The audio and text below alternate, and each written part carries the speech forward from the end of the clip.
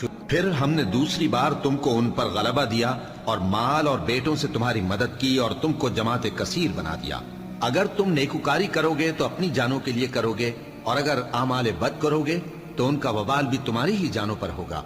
फिर जब दूसरे वादे का वक्त आया तो हमने फिर अपने बंदे भेजे ताकि तुम्हारे चेहरों को बिगाड़ दें, और जिस तरह पहली दफा मस्जिद बैतुल मक़दिस में दाखिल हो गए थे उसी तरह फिर उसमें दाखिल हो जाएं, और जिस चीज पर गलबा पाएं उसे तबाह कर दी। उम्मीद है कि तुम्हारा परवरदिगार तुम पर रहम करे, और अगर तुम फिर वही हरकतें करोगे तो हम भी वही पहला सलूक करेंगे, और हमने जहन्नम को काफिरों के लिए कैद खाना बना रखा है। ये कुरान वो रास्ता दिखाता है जो सबसे सीधा है, और मोमिनों को जो नेक अमल करते हैं बिशारत देता है कि उनके लिए अजर अजीम है,